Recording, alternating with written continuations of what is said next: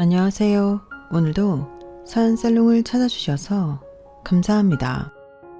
열 손가락 깨물어 안 아픈 손가락 없듯이 다 똑같이 귀하디 귀한 자식들이죠. 하지만 살다 보니 그 손가락 중에서도 고통을 감수해가면서 잘라내야 하는 가슴 아픈 순간들이 생기더군요. 제 시리고 시린 가슴 아픈 이야기를 들려드릴게요. 저와 남편은 중매로 만나 결혼했지만 서로 생각하는 방식도 방향도 비슷해 큰 트러블 없이 남매 셋을 낳고 잘 살았어요. 기쁠 때는 함께 웃고 힘들 때는 또 서로 그 짐을 짊어지면서 평생 반려자로 다정히 지냈죠. 남편과 사이도 좋고 아이들도 다 잘 키웠는데 큰애가 중학교에 다닐 때 집안 경제 상황이 좀 안 좋았던 적이 한 번 있었어요. 작게나마 사업을 시작했던 남편이 위기를 맞으며 5 식구에게 위기가 닥쳤던 것이죠. 당시 제가 동네에서 소소하게 미용실을 운영하고 있었는데 한동안 그것이 저희 가족들의 수입원이었죠. 제가 외벌이로 집안 살림을 책임지다 보니 당연히 허리를 졸라매도 항상 돈이 부족했고 남편은 제게 미안해했어요. 하지만 남편보다도 가장 가슴 아팠던 것은 장남이었던 우리 형수가 밑에 동생이 둘이나 더 있어 많이 양보하고 희생을 감내해야 했던 것이죠. 그때는 형수가 그저 마음 착하고 양보심이 강한 아이인 줄로만 알았어요. 하지만 점점 커가고 집안 사정도 조금씩 나아지면서 그때 받지 못한 경제적 보상을 어떻게든 채우려는 욕심을 간혹 보이더군요. 둘째 아들과 셋째 딸과는 다르게 허세욕도 있는 편이었고요. 결과야 어떻든 큰아들이 그렇게 된 이후에는 저희 부부 책임이 컸으니 그 허전하고 부족한 마음을 채워주려 부단히 노력했어요. 다행히 남편은 7년 만에 다시 일어설 수 있었고 지금까지 직원 5명 정도 둔 작은 공장을 운영하고 있어요. 저도 아직 미용실을 하고 있고 다행히 남편 공장이 처음보다 계속 발전하는 추세다 보니 예전에 지었던 빚들이나 채무들을 다 정리한 상태이죠. 남편이 한번 바닥을 치긴 했지만 이렇게 빨리 재개했다는 사실에 너무나 감사했어요. 그 후로 아이들 모두 공부 열심히 하고 자기에게 맞는 직업들을 찾아 사회생활도 잘 꾸려나가고 있었죠. 그러다 홍기가 먼저 찬 큰아들 형수가 결혼할 여자가 있다면서 소개를 시켜줬어요. 저희 아이들 중 처음으로 결혼하는 것이기도 했고 저나 남편이나 큰아들에게 마음의 빚이 있는지라 할 수 있는 한 많은 지원을 해주고 싶었어요. 물론 이 결혼이 아주 순탄했던 것은 아니에요. 사돈 집안이 유명 대기업의 한 계열사 사장님이었고 며느리가 될 아이는 외동딸이어서 부족함 없이 무한한 귀여움과 사랑만 받고 자란 것 같더군요. 그래서 그런지 그쪽 집안에서는 처음에 우리 형수를 탐탁해하지 않았다고 하더군요. 저와 남편 모두 아직 경제활동을 왕성히 하고 있다고는 하나 그 집안에서 보면 수준이 좀 안 맞는다고 생각했던 것 같아요. 그런 일 때문에 아들과 며느리는 연애 기간 중에도 자주 만났다 헤어졌다를 반복하는 것 같았어요. 그래도 다행히 사돈 쪽에서 형수를 사위 삼기로 하고 혼담이 오가게 되었죠. 자존심이 조금 상하기는 했지만 아들이 기가 죽을까 되도록 사돈집의 요구에 대부분 맞춰서 결혼 준비를 하려고 노력했죠. 본인들이 결혼하고도 몇 년은 신혼도 즐기고 작게 시작해도 된다 하여 저희 쪽에서 어렵게 3억 8천만 원을 들여 아담하지만 깨끗하고 괜찮은 빌라 전세 하나를 얻어주었어요. 형수야, 지아야, 비록 빌라이기는 해도 진짜 깨끗하고 교통도 나쁘지 않은 집이야. 사업까지 불렀었는데 2천만 원 깎았어. 우선 여기서 시작하고 나중에 여유가 되면 우리가 더 보태줄게. 알았지? 저는 그때 며느리의 얼굴이 왜 울상인지 몰랐어요. 알고 보니 그냥 저희 앞에서 말로만 괜찮다라고 한 것이더군요. 결혼식을 올리고 얼마 안 되어 먹을 반찬이 없을까 걱정돼 아이들 신혼집 근처에 가서 전화를 걸었어요. 형수야, 엄마 지금 너희 신혼집 근처인데 반찬만 잠깐 나와서 받아갈래? 신혼여행 갔다 오고 여기저기 인사하고 다니느라 집에서 뭐 해먹기 어려울 것 같아서 집 반찬 몇 개 해서 가져왔어. 지아도 집에 같이 있니? 엄마, 우리 집 근처라고? 어디? 니네 신혼집 근처라니까. B동. 지금 버스 정류장에 막 내렸어. 아, 엄마, 그런 건 좀 미리 연락을 하고 오지. 너무 갑자기 찾아와서 그런가? 미안해. 이것만 잠깐 주고 갈 테니까 집 앞으로 나와줘. 아니, 그게 아니라 우리 신혼집 B동 아니거든. 그게 무슨 소리야? B동 하늘빌라잖아. 엄마 맞게 왔는데? 있잖아. 사실은 그 빌라 계약 파기하고 우리 다른 데로 이사 왔어. 뭐? 이사? 어디로? 여기 H동이야. H동? 계약을 취소하고 H동에서 지금 산다고? 지아가 사실 엄마랑 아빠 앞에서는 말 못했는데 한 번도 엘리베이터 없는 빌라에서 살아본 적이 없어가지고 2층인데 엘리베이터가 있어야 돼? 그냥 지아는 여태껏 계속 쭉 9층 아파트에서만 살아서 빌라 사는 게 너무 힘들 것 같다고 그러더라고. 그럼 진작 말을 하지. 지아도 나름 엄마랑 아빠 눈치 본 거지. 그 빌라 계약하고 온 날 엄청 울더라고. 그 정도로 싫어했구나. 그럼 지금은 H동 어딘데? 엄마랑 아빠는 좀 힘든 것 같아서 장인어른한테 부탁 좀 드렸어. 뭘? 이 동네 제일 작은 평수도 5억 갖고는 어림도 없는데 3억 8천으로 누구 코에 붙여. 장인어른이 돈 좀 보태줘서 여기 아파트로 왔지. 저는 속으로 괜히 머쓱한 생각이 들었어요.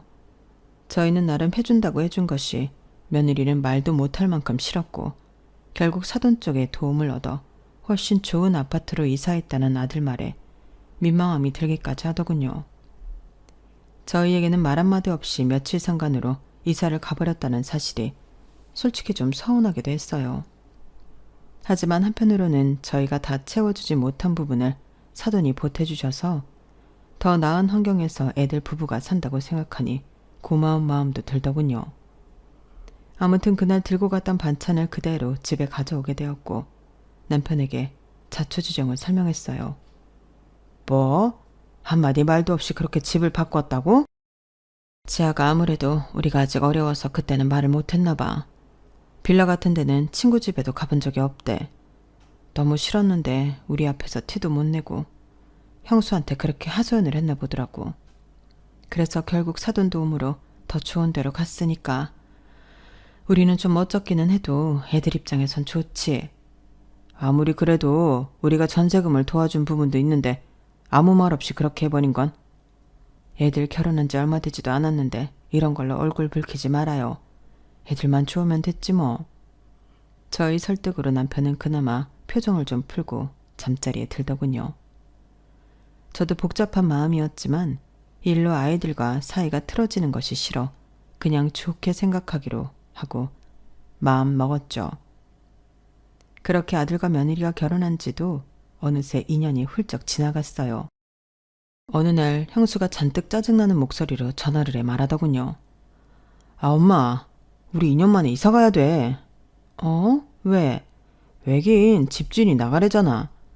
너희 신혼부부 같이 집 깨끗하게 쓰고 큰일 안 벌리는 임차인들이 어딨다고 2년 딱 살고 나가라고 하니 집주인 아들이 외국에 있다가 이번에 한국에 아주 들어와서 이 집에서 사시겠대. 집주인 아들이? 그래서 전세비 3천만 원 더 올려서 주겠다고 우리가 먼저 말했는데도 힘들다고 그러더라고. 아들이 들어와서 살겠다는데 뭐 할 말 없지. 그래서 이번에는 어느 쪽에 집 구하려고 K동 쪽으로 알아보고 있어. K동? 거기는 지금 사는 데보다도 더 비싼 동네잖아. 거기는 전세 얼마 달라는데. 아, 이번에는 전세 말고 월세를 그냥 살려고. 월세? 얼만데? 한 달에 300만 원 정도? 어머, 형수야. 300만 원이면 어지간한 사람 월급이야. 그 월세비를 내면서 어떻게 살아? 그건 너무 무모한 것 같은데? 이미 얘기 다 끝났어. 장인어른이 매달 월세비 도와주시기로 했어. 저는 순간 가슴이 싸해지더군요. 형수야, 사돈어른이 아무리 괜찮은 회사 사장님이어도 다 큰 너희가 300만 원씩 하는 월세비를 좀 받는 건 그렇지 않니? 내가 달라고 한 거 아니야. 지아가 그랬지. 네가 그랬건 지아가 그랬건 거기 전셋집 구할 때도 도와주셨잖아. 돌려드리지는 못할 망정 이제는 월세비까지 따박따박 받겠다고? 엄마가 생각하기엔 이건 좀 아닌 것 같은데. 난 솔직히 상관없어. 내가 뭐라고 해도 지아가 찡찡대면서 해달라고 응석 부리면 다 해주시거든. 난 그냥 옆에서 콩고물이나 주워 먹는 거지. 난 아무 불만 없어. 형수야, 너 이제 가장이야. 가장다운 책임감 있는 태도를 가져야지. 엄마는 내가 지금 나이가 몇 살인데 초딩한테 하는 것처럼 말을 해. 내가 못 갖고 못 입고 못 누리더 살았던 거 지아내가 해준다는데 그걸 왜 거절해? 아빠 회사 부도 났을 때 난 다 참고 형석이랑 하영이한테 다 양보했잖아. 큰아들은 이런 상황이 닥치면 꼭 과거 일을 끄집어내 제 가슴을 아프게 하고 아무 말도 할 수 없게 했어요. 그래, 형수 네가 고생 많았지. 그건 엄마랑 아빠가 너무 미안해. 그래도 이건 좀... 엄마한테 돈 달라는 거 아니니까 걱정 마. 지난번에 말없이 빌라에서 아파트로 간 거 좀 걸려서 이번에는 미리 말하는 거야. 이미 우리 다 정했고 장인 어른이랑도 다 얘기된 거야. 그냥 엄마는 그렇게 알고 있으면 돼. 저는 처음으로 무력감을 느꼈어요. 아들이 한 가정의 가장으로서 조금 더 굳센 모습을 보여줬으면 했는데 모든 것이 제 욕심 같더군요. 결국 아이들은 얼마 뒤 K동에 고급 아파트로 이사를 갔어요. 이사간 K동이 우리 집과는 조금 더 멀긴 했는데 그런 이유로 아들 내외는 집에도 잘 오지 않더군요. 남편이 몹시 서운한 티를 내면 저 역시 속을 숨기고 말했어요. 지들끼리 잘 살면 됐지. 우리 안 보러 온다고 뭘 그렇게 서운해해요. 아무리 그래도 2시간이 걸리는 것도 아니고 1시간 걸리는 거리를 멀다고 분기에 한 번씩도 안 오는 게 말이 되나? 냅둬요. 애들도 바쁘겠지. 형석이랑 하영이나 신경 써요. 그런 와중에 막내딸이 결혼 허락을 받는다며 남자친구를 집에 데려왔어요. 시원시원한 생김새의 목소리까지 마음에 안 드는 구석이 없더군요. 딸과 사위의 결혼은 큰 잡음 없이 무난하게 치러졌어요. 딸은 결혼과 동시에 임신도 했고요. 저희 집에는 이제 저와 남편, 둘째 아들만 남게 되었죠. 둘째 아들도 얼른 짝을 찾아갔으면 좋겠는데 아직 결혼 생각이 전혀 없다고 손사래를 치더군요. 나까지 장가가면 엄마랑 아빠 쓸쓸해서 어떡해. 네가 장가가서 예쁜 며느리 귀여운 손주 안겨준 게 효도야. 쓸쓸은 무슨. 엄마랑 아빠랑 둘이 얼마나 재미지게 잘 지내는데. 손주는 큰형이랑 하영이가 안겨드릴 테니 제 자식까지는 기대하지 마십시오. 이 녀석이. 이렇게 5식구에서 어느덧 조촐한 3식구가 되었죠. 결혼한 딸아이는 하루가 멀다 하고 전화도 하고 집으로 찾아와 얼굴을 비쳤지만 큰아들 내외는 역시나 한 달에 한 번 목소리를 듣는 것도 힘들었어요. 어느 날 만삭인 딸애가 휴대폰을 뒤적이더니 제게 말하더군요. 큰오빠네 해외여행 갔다 왔나 봐. 해외여행? 그런 말 없었는데. 이것 봐, 카톡 프로필 사진 다 바뀌어 있잖아. 와, 이게 어디야? 엄청 삐까뻔쩍한 데 갔다 왔나 본데? 딸애가 보여주는 형수의 카톡 사진은 화려하고 따스한 햇살이 감도는 멋진 풀빌라 수영장에서 며느리와 다정하게 찍은 사진이더군요. 그리고 저는 알게 되었어요. 배경사진에는 며느리 말고도 사돈댁들과 휴양지로 보이는 곳에서 다정하게 찍어 올라왔더군요. 와, 큰오빠 언니네 식구들이랑 갔나봐. 엄마한테도 말 안 했어? 통 연락이 없어서 계속 바쁜 줄 알았어. 바빠도 전화는 할 수 있지. 장인장모 모시고 갔나 본데. 큰오빠 너무한다. 엄마랑 아빠도 모시고 한번 다녀오지. 오빠가 사돈댁에 예쁨 받은 짓 잘한 거지. 새언니는 엄마랑 아빠한테 예쁜 짓 잘 못하잖아. 그건 그냥 개인 특성인 거고. 솔직히 오빠랑 새언니 이 집에는 너무 무심해. 결혼할 때 사돈 도움을 많이 받았잖아. 엄마랑 아빠도 3억 8천 마련해서 보냈잖아. 뭐 웬몸으로 보냈어? 아니잖아. 이런 거 보면 큰오빠 좀 밉상이야. 예전에 의논 한마디 없이 지네끼리 이사가고 통보한 것도 마음에 안 들고 연락도 잘 안 하고 진짜 별로야. 다 사는 방식이 다른 거지. 오빠도 이제 가장이야. 형수만의 방식이 있는 거지. 엄마는 큰오빠 너무 감싸지 마. 예전에 우리 집 어려울 때 오빠가 다 희생했다고 생각해서 그렇게 그냥 다 이해해주는 거지. 아니야. 그건 큰오빠 착각이야. 알게 모르게 둘째 오빠랑 내 것도 많이 뺏어갔어. 엄마 아빠 앞에서만 닭똥 같은 눈물 뚝뚝 흘리면서 자기가 다 양보한 것처럼 연기했었지. 진짜 오빠만 하면 칵 쥐어받고 싶은 순간이 한두 번이었는 줄 알아? 아무튼 그 당시에 큰오빠만 무조건 참고 희생한 건 아니라는 거. 엄마도 잘 알고 있어야 돼. 엄마가 오해하고 있으니까 자꾸 저렇게 큰오빠가 못해도 그러려니 하고 넘어가려는 거잖아. 엄마랑 아빠, 오빠를 향한 마음의 빚 진짜 내려놔도 돼. 막내딸은 아이를 갖고 나서 제 마음을 가장 잘 알아주는 좋은 친구가 되어 있었어요. 이런 막내가 있다는 것 자체에 감사한 마음이 저절로 들더군요. 사실 형수의 카톡 프로필과 배경사진을 봤을 때 저도 움찔하긴 했었어요.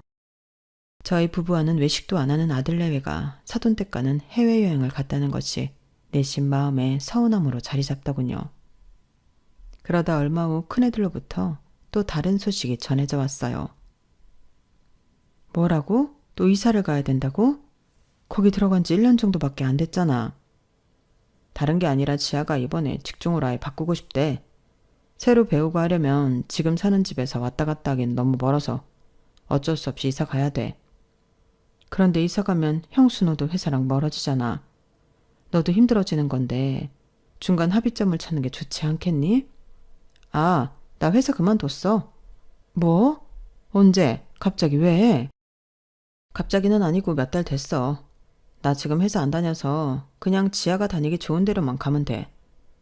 왜 잘 다니던 회사를 그만둔 거야? 어?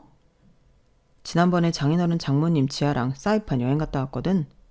그때 장인어른이랑 저녁에 둘이 술 한잔 하는데 조심스럽게 말하시더라고. 지금 회사 대를 이어서 잘 꾸려갔으면 좋겠는데 자식이 딸인 지아 하나밖에 없기도 하고 지아가 회사 경영 이런데 전혀 관심이 없거든. 그래서 사위인 내가 나중에 맡아줬으면 하시는 눈치더라고. 나야 뭐 거절할 이유가 뭐가 있어. 완전 땡큐지. 사장 소리 들으면서 떵떵거릴 수 있는데. 아무리 그래도 지금 당장 너한테 사장 자리를 주시겠다는 건 아니잖아.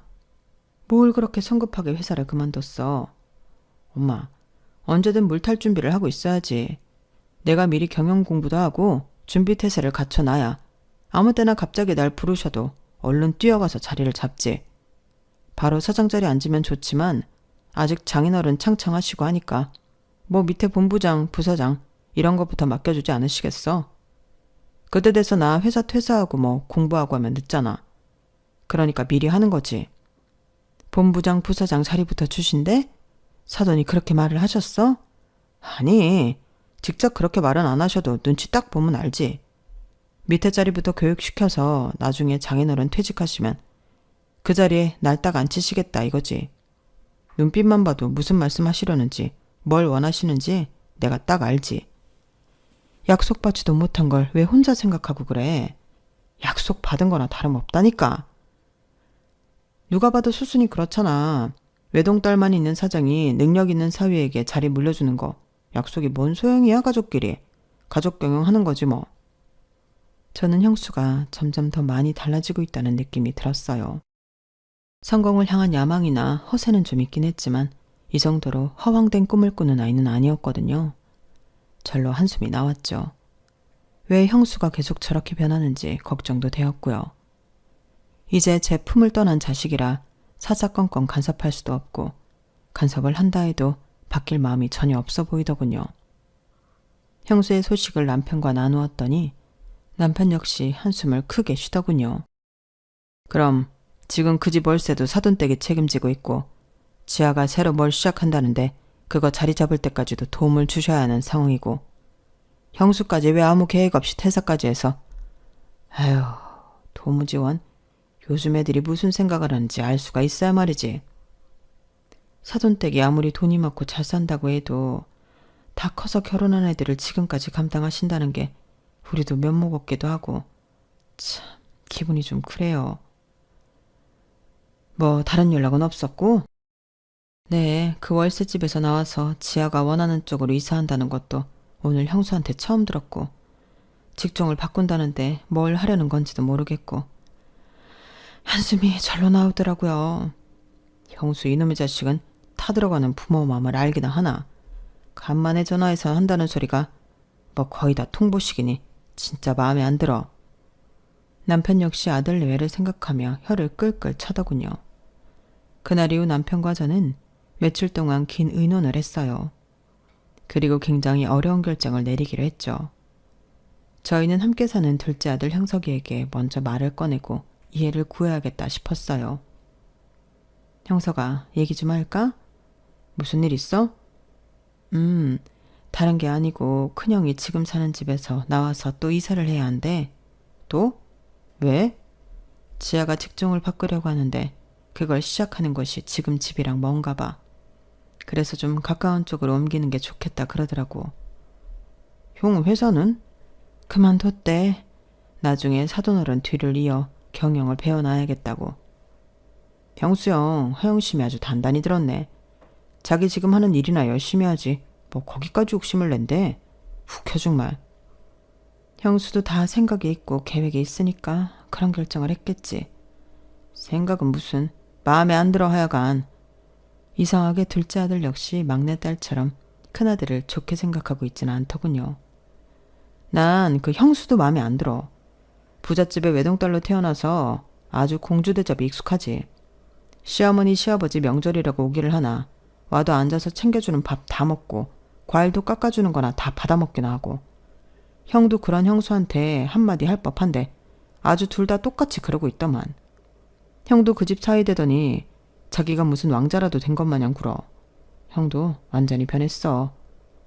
어쩌다 형제 사이가 이렇게까지 됐는지 듣는 내내 마음이 무겁고 뻐근했어요. 어쨌든 원래 5이서 살던 이 집에 형이랑 하영이도 나가고 우리 셋밖에 없잖니. 그래서 집을 좀 좁혀서 갈까 하는데 방도 저렇게 많이 필요 없고 해서. 그래서 남는 돈 형 주려고?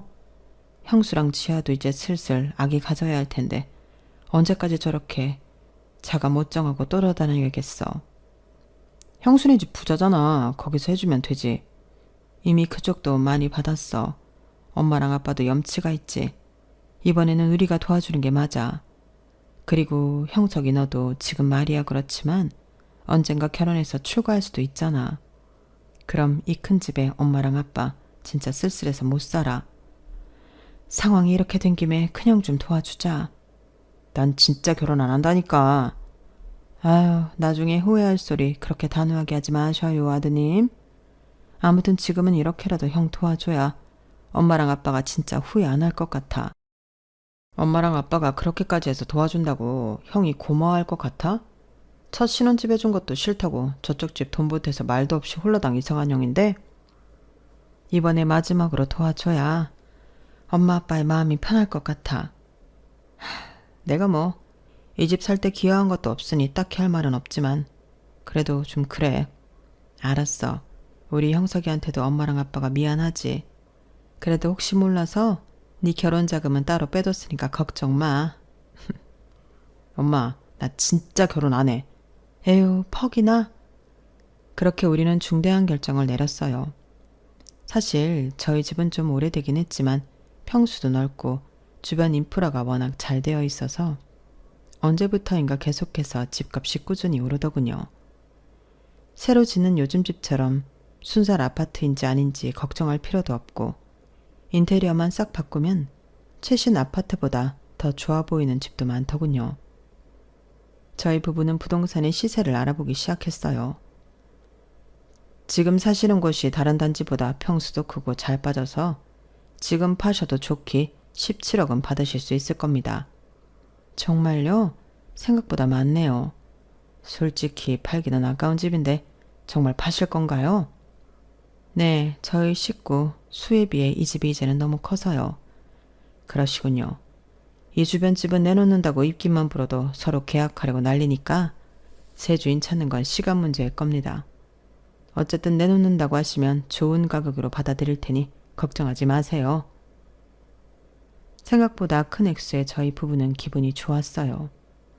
이 집을 팔고 남편과 제가 모은 돈을 합치면 20억 정도는 아들네에게 줄 수 있을 것 같더군요.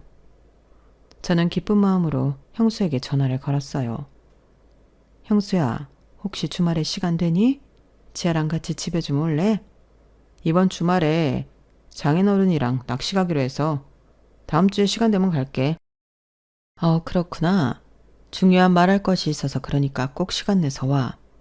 내가 다시 연락할게요. 몇 주 만에 어렵게 아들 내외를 저희 집에서 만나게 되었어요. 너무 오랜만에 만나 반갑다기보다 약간 거리감이 느껴질 정도더군요. 형수야, 지아야, 여기 앉아봐. 할 말이 있어. 우리 이따 심야 영화 예매해놨거든. 무슨 일인지는 몰라도 빨리 얘기해줘, 엄마.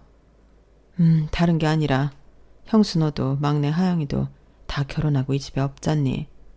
형석이도 지금은 저렇게 결혼 안 한다 하지만 사실 언제 어디서 제 짝을 만나게 될지 아무도 모르는 일이고, 그래서 지금 이 집이 너무 크게 느껴져. 엄마랑 아빠 그리고 형석이 세 식구가 집을 좀 좁혀서 이사를 갈까 해. 이 집을 팔고. 그런데 몇몇 부동산을 가서 알아보니까 이 집이 지금 팔아도 17억은 좋게 받는다고 하더라고. 되게 많이 쳐주는 것 같았어.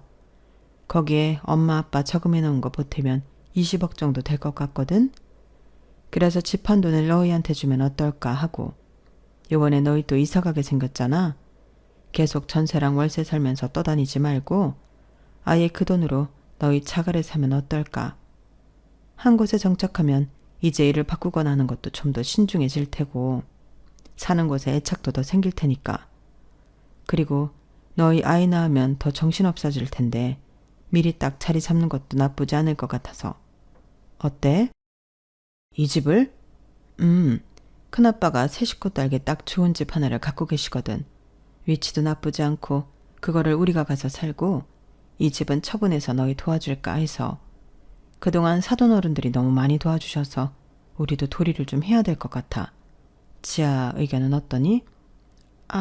네. 저는 괜찮을 것 같기도 한데 어머님 아버님이 이사하시는 것도 번거로울 것 같고 여기서 워낙 오래 사셨으니까 정 들었잖아요. 그런데 저희 때문에 파시는 건 좀 그렇지 않을까 싶어서요. 며느리는 저희의 호의에 난색을 표하며 말하더군요.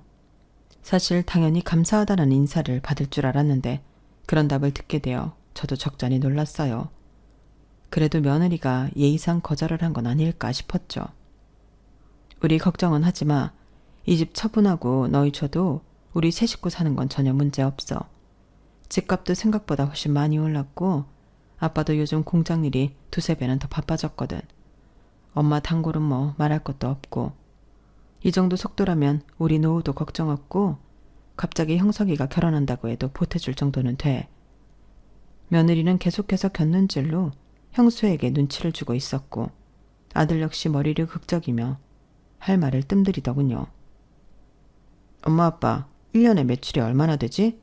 한 6억 정도? 6억이면 우리 장인어른 딱 1분기 값이야. 지아네 부모님은 잠깐 도와달라고 해도 20억이 아니라 40억, 50억도 그냥 도와주실 수가 있다고. 그러니까 우리한테 줄 생각하지 말고 그냥 엄마 아빠 써. 진짜야 형수야. 너나 지아한테 줄 수 있는 마지막 선물일지도 몰라. 우리 형수 너무 잘 커져서 집 힘들 때도 동생들 잘 케어해주고 엇나가지 않게 잘 커줬잖아. 그것만 생각해도 너희한테 20억 주는 거 하나도 아깝지 않아. 아니 엄마 그게 아니라 그렇게 20억으로 생색내지 않아도 된다고. 지아내는 살던 집 팔고 다른 돈 보태서 그럴 필요가 없다고.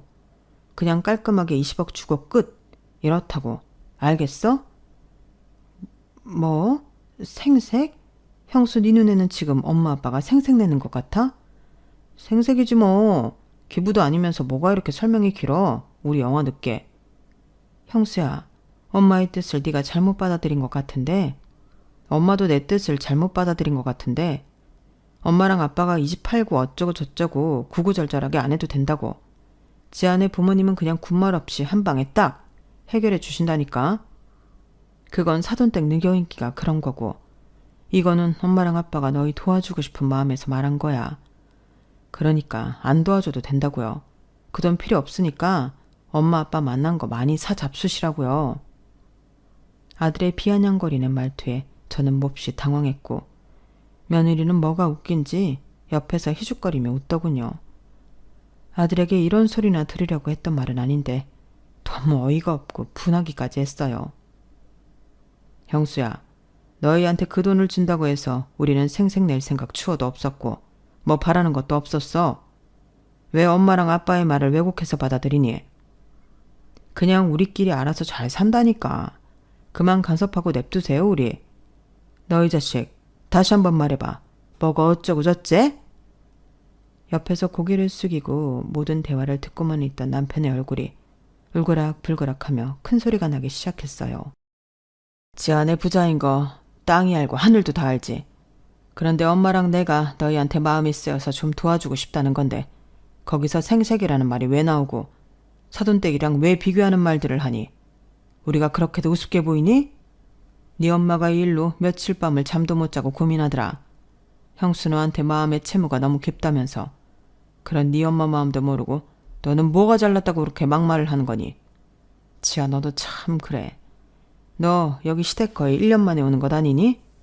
그런데 빈손으로 와서 식탁에 앉아서 밥 먹고 다 먹은 밥그릇이랑 젓가락도 그대로 두고 나오더구나. 형수, 엄마가 커피 타줄까 물어보는데도 넌 스타벅스 것만 마셔서 아무거나 못 마신다고 하질 않나.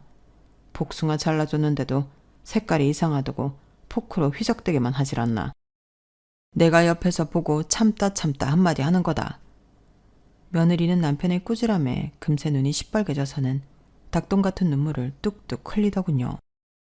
아빠, 왜 지아한테 뭐라고 그러세요? 아들은 며느리를 두둔하며 남편에게 대들더군요. 뭐? 형수 너도 진짜 적당히 해라. 지아네 집 돈이 그렇게 좋으면 그 집 머슴으로 들어가 살아라. 그 말에 빈정이 상한 아들 역시 며느리의 손을 잡아채고는 인사도 없이 밖으로 나가버리더군요. 쾅 닫힌 문 쪽을 바라보며 저와 남편은 거의 넋이 나가 있었어요. 좋은 소식을 전하려고 아들 내외를 불렀는데 오히려 다툼이 일어나는 역효과를 보게 된 거죠. 어안이 벙벙했어요. 여보, 됐어. 저런 녀석한테 무슨 아파트고 돈이야? 없던 일로 해. 남편 역시 화가 잔뜩 나 방으로 들어가 버렸어요. 저는 당장 형수에게 전화를 걸 용기도 남편 뒤를 따라가 화를 풀어줄 마음도 생기지 않더군요. 저는 시집간 비어있는 딸의 방에 가 문을 걸어 잠그고 한참을 울었어요. 그 뒤로 저희 부부도 아들 내외에게 연락을 먼저 취하지는 않았지만 아이들도 어떤 연락을 해오지 않더군요. 천륜이 이렇게 쉽게 끊어지는 것인가 싶어 목이 메고 가슴이 아팠어요. 저는 일주일 만에 5kg나 살이 빠졌고 딸까지 와서 제 걱정을 했어요. 엄마, 큰오빠 때문에 이런 거지. 그러니까 왜 좋은 일하고 엄마가 상처받아. 엄마가 생각하는 만큼 오빠 좋은 인간 아니야. 그날 형수의 모습은 제가 알던 제 아들의 모습이 아닌 것 같았어요. 정말로 저희 부부를 원망스럽게 쳐다보면서 나갔거든요. 저는 다시 머리를 싸매고 한참을 누워 지냈어요. 마음의 병은 한 달 넘게 이어졌고 남편의 도움으로 정신과 상담까지 받으며 약물 치료를 했어요. 상담을 하며 제 스스로 느낀 것이 있다면 형수를 이제 한 명의 가장으로 존중하고 부모 품에서 보내야 한다 하면서도 그걸 완전히 내려놓지 못한 것 같았어요. 관심이라는 이유를 붙여 애들을 귀찮게 하고 간섭하게 된 것은 아닐까. 제 자신을 원망하게 되더군요. 야속하게도 시간은 또 그렇게도 빨리 지나갔어요. 아들 내외와 그 일이 있은 후 반년 정도 지났을까요? 또 한 번 충격적인 연락을 받게 되었어요. 그것도 지아네 부모님, 즉 사돈으로부터 말이죠. 여보세요? 네, 접니다. 지아 애비. 아우 사돈, 어쩐 일로 전화를 다 주시고 잘 지내시나요? 잘은 못 지냅니다. 네? 어디 불편하신 곳이라도. 그쪽 아드님 좀 우리 딸한테 떨어뜨려 주세요, 제발. 그게 무슨 말씀이세요? 형수랑 지아 사이에 무슨 일이 있었나요? 둘이 갈라섰습니다. 네? 형수랑 지아가 헤어졌다고요? 네, 도장까지 쾅쾅 찍어서 둘이 완전히 남남됐다고요. 그런데 그쪽 아드님이 자꾸 우리 지아한테 다시 받아달라고 울고불고 매달려서 아주 죽겠습니다. 저는 뒤통수를 맞은 듯 머리가 띵했어요. 도대체 왜 아이들이 이혼을 한 건가요? 왜긴요? 안 맞으니까 이혼하는 거죠. 죄송하지만 조금 더 자세히 이야기해 주시겠어요? 몇 달 동안 형수랑 지아랑 연락을 못하고 지내서 제가 아무 사정도 모르고 있습니다. 죄송해요. 계속 백수로 놀고 있었던 것은 아시죠? 그쪽 아드님? 네? 네. 아주 허황된 꿈을 꾸고 있더군요. 자기가 제 뒤를 이어 이 회사 사장이 된다나 뭐래나. 진짜 물려주실 생각 아니셨나요? 저는 기업가이자 사업가입니다. 지금 자기 앞에 일도 성실하게 안 하면서 유행이나 바라는데 제가 이 공들여 키운 회사를 형수 같은 애한테 줍니까? 네? 형수는 나중에 자리를 물려주시는 걸로 알고 있던데요. 그러니까 답답한 겁니다. 원래는 저도 그럴 생각이 있었지요. 아주 조금. 그래서 오늘 살짝 뛰었더니 형수가 아주 김칫국을 사발로 드링킹 하더군요. 경영 수업을 공부하겠다고 어느 날 자랑스럽게 퇴사 이야기를 하더군요. 그래요. 경영 수업 준비 다 좋아요. 그래서 형수가 준비를 했느냐? 아니요. 하나도 안 했습니다. 지아 말에 의하면 퇴사한 날부터 소파에 누워서 휴대폰 게임만 하더랍니다. 게다가 날씨 좋으면 좋다고 술을 마시지를 않나. 그주면 비 온다고 또 술을 꺼내질 않나. 아침마다 형수 술병 치우느라 힘들다고 우리 딸이 울더군요. 우리 딸 그렇게 남자 술병이나 치우고 살라고 그렇게 애지중지 키운 거 아닙니다. 설거지도 잘 안 시켜본 딸인데 어디서 감히. 그게 잠깐도 아니고 백수 생활하는 시간도 계속 늘어나더군요. 그러는 와중에도 나중에 제 회사를 어떻게 운영해서 뭐 어떻게 하겠다라는 개똥 같은 소리를 계속 주절거리더랍니다. 착한 제 딸이 우죽지겨우면 형수한테 그만하라고 소리를 질렀겠어요? 땀과 노력 없이 기회만 포착해 권세를 누리려는 사람, 저는 옆에 두고 싶지 않습니다. 제 딸 옆에는 더더욱 두고 싶지 않고요. 그래서 제가 이혼시켰습니다. 수화기 너머로 들려오는 이야기들이 모두 소설 같았어요. 들을수록 눈물만 나 숨이 잘 쉬어지지 않았어요. 제 아버님과 어영부영 통화를 마치고 한참을 땅을 치며 울었어요. 어디서부터 잘못된 것인지 도무지 알 수가 없더군요. 그 뒤로 형수에게 수차례 전화를 걸었지만 받지 않더군요. 대신 며칠 뒤 긴 장문의 문자를 아들에게 받았어요. 엄마, 아빠, 정말 죄송해요. 제가 너무 오만하고 자만했어요. 그날 그렇게 집을 뛰쳐나온 일이 뼈저리게 후회돼요.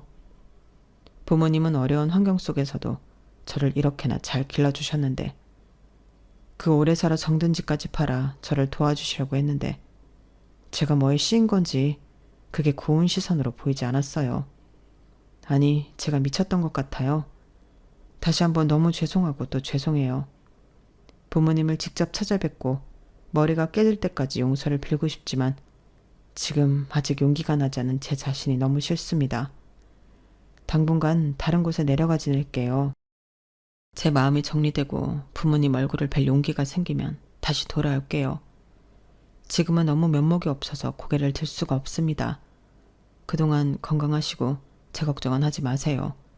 저는 깊이 반성하고 있겠습니다. 형수는 그렇게 메시지만 남기고 어디로 간단 말도 없이 떠나버렸어요. 어쩌다 일이 이렇게 되었는지는 모르겠지만 가슴에 돌을 얹은 것처럼 무겁더군요. 혹시 아들이 나쁜 생각을 하진 않을까 너무 두려웠고요. 다행히 아들은 드문드문 생사 확인 메시지를 보내주고 있어요. 본인이 반성할 시간이 조금 더 필요하다고 하니 저희 부부도 큰아들이 건강한 몸과 마음으로 다시 돌아올 날만을 기다리고 있어요. 이번 일로 아들뿐만 아니라 남편과 제게도 다시 한번 삶을 되돌아보는 계기가 되었고 둘째 아들과 셋째 딸을 위해서라도 너무 가라앉지는 않기로 했어요. 큰아들이 하루빨리 좋은 모습으로 돌아왔으면 좋겠네요. 제 이야기는 여기까지예요. 들어주셔서 고맙습니다. 여러분의 가정에 행복과 복이 가득하길 바랍니다. 여러분, 사연 댓글에 응원과 현명한 조언 부탁드려요. 좋아요와 구독은 저에게 큰 힘이 됩니다. 오늘도 좋은 일 가득하세요.